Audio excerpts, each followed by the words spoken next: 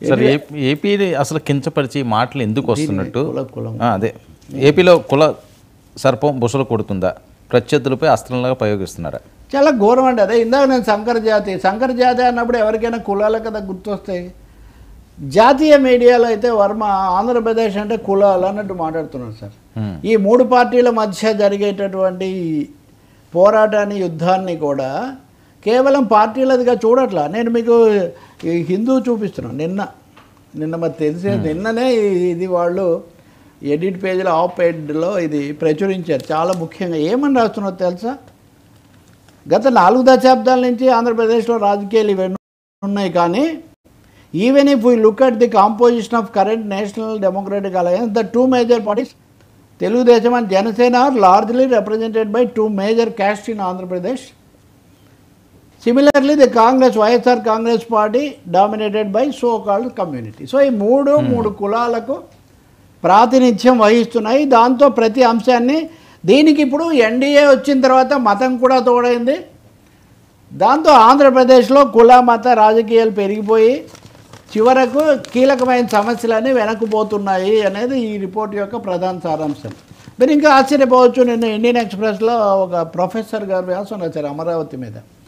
ఆయన రాస్తూ ఇంకొక పెద్ద అర్బన్ విషయాల్లో అధ్యయనం చేసే ఒక ప్రత్యేక రచయితను కోట్ చేశారు. ఏమని చెప్పారు అంటే, అంతకుముందు ఒక కులము డీటెరిటోరియలైజ్ అయిపోయింది, దాన్ని ఇప్పుడు మళ్ళీ రీటెరిటోరియలైజ్ చేస్తున్నారని వాళ్ళు రాస్తున్నారు.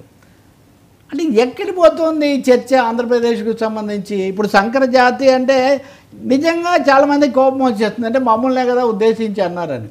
అలా వస్తుందని మాట్లాడే వాళ్ళకు కూడా తెలుసు. సో క్యాస్ట్ పోలరైజేషన్ వైపుగా ఈ నడక అనేది సాగటం, ఈ ఉద్రేకాలు ఇంకా పెంచుతుంది. ఈ మధ్యలో బీసీలు, ఎస్సీలు, మళ్ళీ వాళ్ళకి సంబంధించి ఇప్పుడు ఎస్సీలను తీసుకొని వచ్చినటువంటి పరిస్థితి మొన్న తెనాలిలో జరిగింది. అవును, ఇప్పుడు కొంతమంది రకరకాలు మాట్లాడుతుంటారు. ఇప్పుడు ఉదాహరణ కొమ్మినేని ఈ అంశం అని నేను అనగానే వైసీపీ వాళ్ళు చాలామంది పోస్టులు పెడుతున్నారు. సార్ తెనాలిలో 3rd డిగ్రీ అనేదాన్ని అతి తీవ్రంగా ఖండించింది ఎవరండి? అసలు దాన్ని ఒక అంశంగా చేయడంలో మనం సందర్భాన్ని, సమస్యను బట్టి చూడాల్సిందే. కానీ తెనాల్లో చూస్తే కూడా ఆఖరికి ఉపకులాల మధ్య కూడా గొడవలు. ఇప్పుడు కాపులు అనేసరికి మళ్ళీ ఇక్కడ మా ముద్రగడ పద్మనాభం జరుగుతున్నది ఏంటి? ఈ కులాల కుప్పటి ఎంతకాలం మళ్ళీ ఆంధ్రప్రదేశ్లో మళ్ళీ రగులుకోవాలి? సరిగ్గా ఒక 35 ఏళ్ల కిందట ఆంధ్రప్రదేశ్ చూసిన అనుభవం ఏంటి? పాతకాలం వదిలేద్దాం మనం. తీవ్రమైన ఘర్షణలు జరిగి మంటలు రేగినటువంటి చోట అది స్పృహలోనే లేకుండా దేశంలో మత సమస్యలు, మతతత్వాలు వస్తున్నాయి. ఇప్పుడు మతాలు, కులాలు కూడా పెనవేసుకుపోయి, దానికి తోడు మీరు మాఫియా అంటే మీరు మాఫియా అనుకుంటూ కులాలు మాఫియాల గుప్పిట్లోకి వెళ్ళే ప్రమాదం ఇక్కడ కనిపించడం లేదా? ఇక్కడ ఈ ఉద్రేకాలు చలార్చడానికి ప్రయత్నించాలా, లేకపోతే రాజకీయ పార్టీ, ప్రధాన పార్టీలు 2 పోటీపడి వీటిని ఇంకా పెంచుతుండే ఇది ఎక్కడికి దారితీస్తుంది? వీళ్ళ వెనక చేరే వాళ్ళు కూడా ఏమవుతున్నారు? కాబట్టి ఇందాక నేను చెప్తున్నాను కదా, ఇప్పుడున్న వాతావరణం చాలా అనుకూలంగా ఉంది. నిన్నే నాకెవరో చెప్తున్నారు, ఈ ఏడాది సర్వేలు ఇవన్నీ జరిగిన తర్వాత కొంచెం అసంతృప్తి ఇట్లాంటివి వచ్చాక వైసీపీ వాళ్ళు, లేకపోతే ముఖ్యంగా జగన్మోహన్ రెడ్డి ఇంకా మనకు అనుకూలంగా వచ్చేసింది. ఇంకా ఎన్నికలు ఎప్పుడు పెట్టినా మనం రావడమే, కాబట్టి మళ్ళీ ఎవరైనా చేర్చుకోవాలి ఏ విధంగా అన్నట్టుగా ఇదొక ఎన్నికల దీనిలాగా మారిపోయింది ఏడాదికే రాష్ట్రం. దానికి ఈ సమస్య కూడా ఇప్పుడు వీళ్ళ అసందర్భమైన, అనుచితమైన ఈ చర్య వల్ల ఇది ఇంకా పెరుగుతోంది. కాబట్టి కులతత్వాలు రగులుకునే ఒక ప్రమాదం ఆంధ్రప్రదేశ్కు చాలా ఎక్కువ. 3 కూడా 3 ఛాయలుగా, నీడలుగా పరుచుకొని ఉన్నాయి. చాలా అలర్ట్ కావాల్సిన అవసరం ఉంది.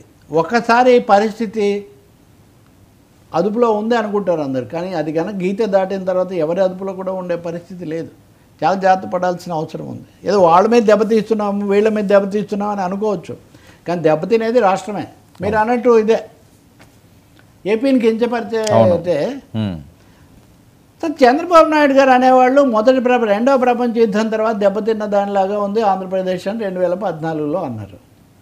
చంద్రబాబు హయాంలో అన్ని నాశనం అయిపోయాయని జగన్ అని పాదయాత్ర చేశాడు. మళ్ళీ జగన్ హయాంలో సర్వనాశనం అయిపోయింది ఏపీ, విధ్వంసం, భూతపదం కదా, విధ్వంసం అయిపోయింది, అసలు ఇంకా అయిపోయిందని వాళ్ళు అన్నారు. ఇప్పుడు ఈయన వచ్చాడు.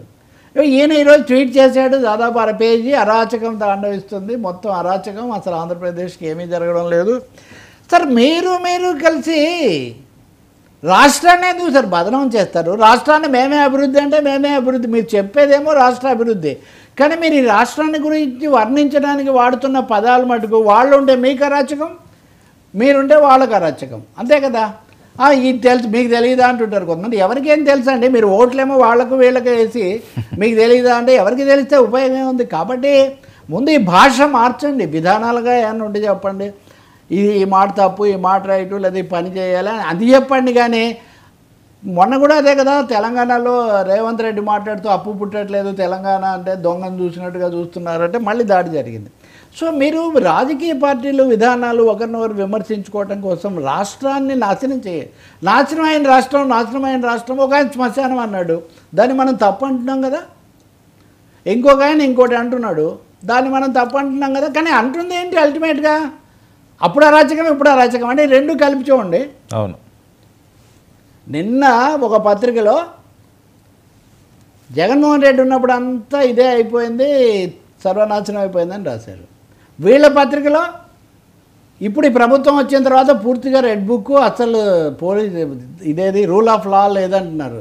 సారాంశం సమాజం మీద కదా సార్ పడుతుంది, ఒకరి గురించి ఒకరు చెప్తున్నారు. కానీ దీనికి కులాన్ని ఒకవైపు, ఇందాక చెప్పిన మీడియాని ఒకవైపు, ఇక మూడోదేమో ఈ మాటలు. చాలామంది అడుగుతుంటారు అన్నమాట, ఇప్పుడు ఏదో ఆంధ్రప్రదేశ్ ఏదో ప్రత్యేక పరిస్థితులు ఏమైనా ఉందా? అక్కడ ప్రజలు జీవించడం లేదా? అక్కడ పాఠశాలలు జరగడం లేదా? అక్కడ వ్యాపార సంస్థలు నడవడం లేదా? అక్కడ బస్సులు రైళ్లు తిరగడం లేదా? ఏంటి సార్ అప్పుడు నాశనం అయిపోయింది ఇప్పుడు చెయ్యండి అభివృద్ధి చేసే బదులు, అభివృద్ధికి ఆటంకం కలిగించే విధానాలు మార్చే బదులు రాష్ట్రాన్ని ఎందుకు, తెలుగు తల్లిని ఎందుకు కించపరచడం మధ్యలో? కాబట్టి చాలా ఘోరంగా ఉంది ఇది. డైవర్షన్, మీరు అన్నట్టుగా డైవర్షన్ అనమాట. అంతా అయిపోయింది, ఈయనుంటే అంతా బాగైంది. అందరూ ఉన్నవాళ్లే కదా, వీళ్ళలో కొత్త వాళ్ళు ఎవరు? అవును. ఇప్పుడు ఎవరన్నా పైనుంచి హఠాత్తుగా ప్రత్యక్షమయ్యారా? కాబట్టి రాజకీయ పార్టీలు ప్రచారం కోసం, ప్రత్యర్థుల మీద పైచేయి కోసం రాష్ట్రాన్ని బదనాం చేసుకోవడం మట్టుకు చాలా బాధాకరమైన విషయం. Okay sir.